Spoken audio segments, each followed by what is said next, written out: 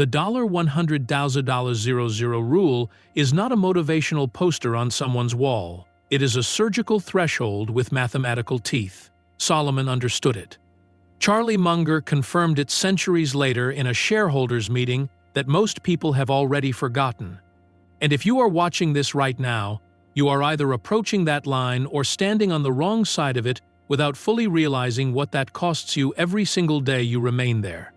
This video will show you exactly how Solomon's capital deployment code works, why crossing your first 100,000 is only the beginning of the real war, and how the ancient principles buried in Ecclesiastes can permanently restructure the way your money moves, breathes, and multiplies across time. Stay until the end. There is a prayer waiting for you there, and you are going to need it. Most people will spend their entire working lives never understanding why the money never compounds. Not because they are lazy, not because they lack talent or discipline or desire, because they are trapped inside a system that rewards them just enough to keep them comfortable inside it. And the system does not need locks or walls. It just needs to keep you satisfied enough to stop asking the deeper question. Here is the brutal arithmetic. When you earn a salary, every dollar you receive costs you time, and time cannot be reinvested. You cannot buy back the hours. You cannot negotiate with the clock or appeal to the calendar for an extension.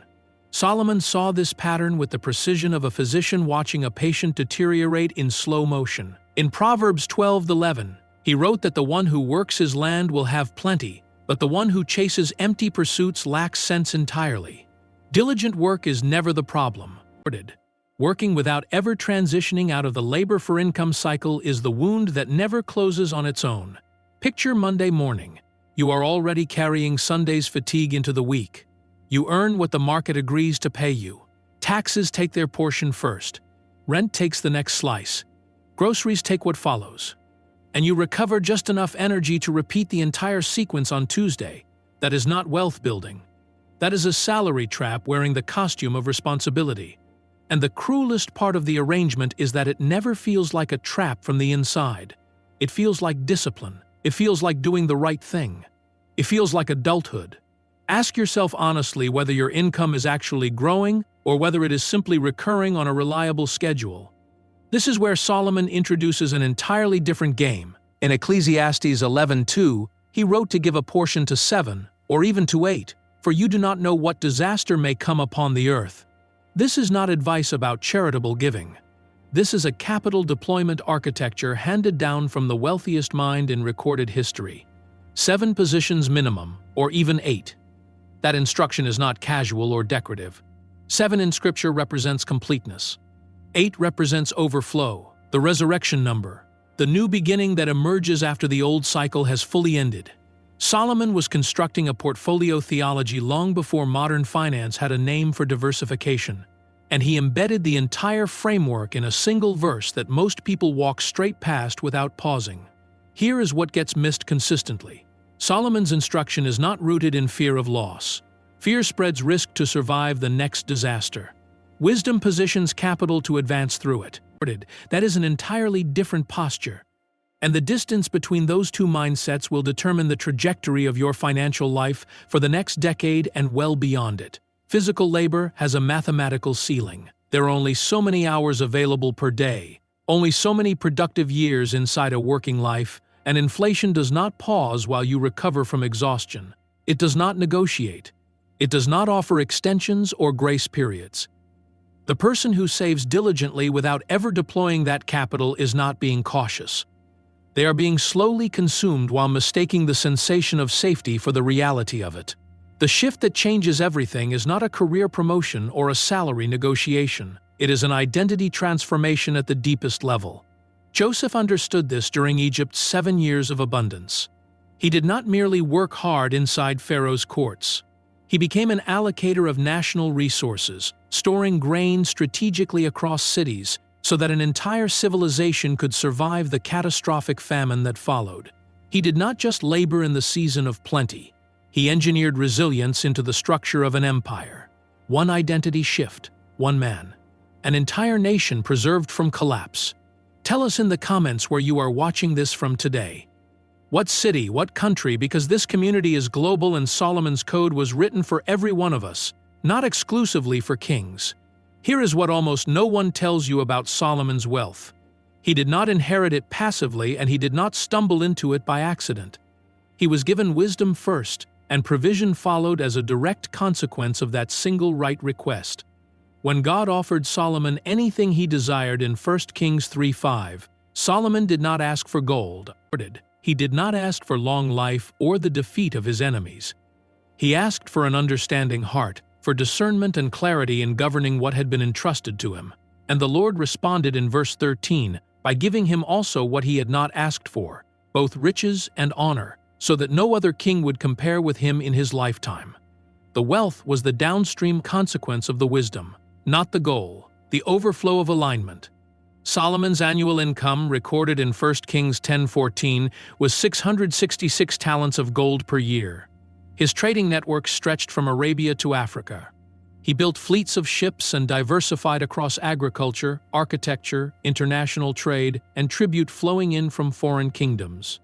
He never relied on a single stream, not once, not in a single season of his reign.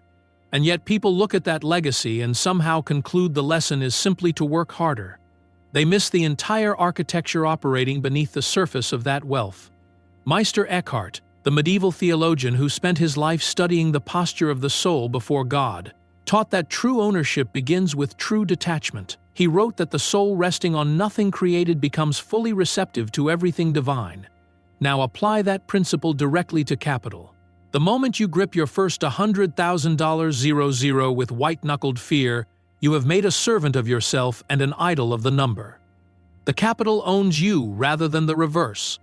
Eckhart's model is both radical and deeply practical. Hold everything loosely, because only then can the Lord move it precisely where it must go, and precisely when it must go there. A portfolio held in fear is rigid. It cannot absorb shocks because it is already bracing for impact at all times. A portfolio stewarded in faith is fluid. It repositions. It breathes. It does not collapse when one sector fails because the foundation was never inside the sector to begin with. The foundation is always in the principle behind the position. If this wisdom is landing somewhere real inside you right now, pause and give this video a like. It costs you nothing, and it tells the algorithm that this message is reaching the right people at the right moment. Hustle culture will tell you the answer is always more effort. Sleep less. Wake earlier. Grind until the discomfort becomes your identity. But Solomon, the wealthiest sovereign in recorded history, never confused motion with fruitfulness and never mistook exhaustion for virtue.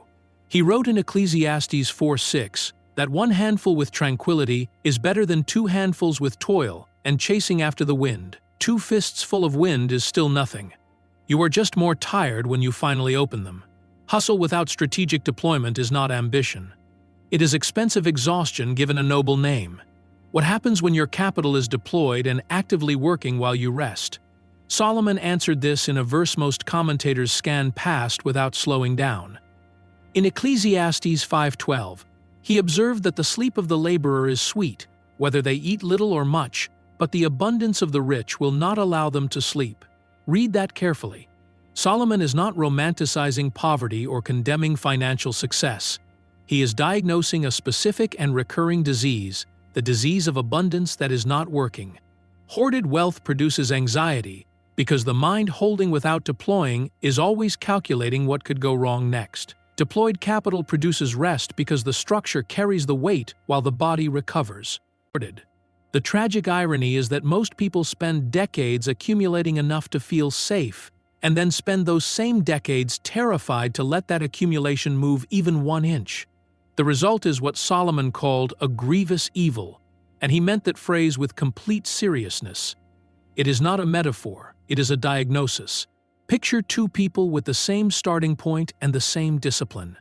The first earns $100,000 NOH and places it in a savings account drawing 2% annually while inflation runs consistently above that number.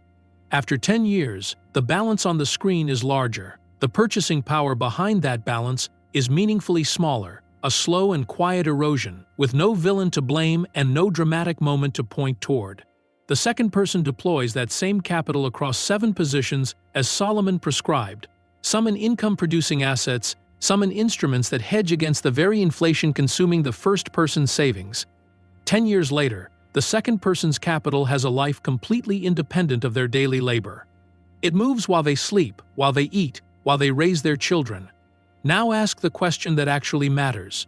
When did the fear of deploying begin? For most people, it appears the exact moment the number feels large enough to lose. That fear is the invisible thief, and it never announces its arrival. It simply sits quietly inside a savings account and calls itself prudence. Sir John Templeton understood this fear with absolute clarity and built his entire investment philosophy as a direct response to it. He said plainly that the time of maximum pessimism is the best time to buy, and the time of maximum optimism is the best time to sell. This is not a contrarian personality quirk or a taste for drama.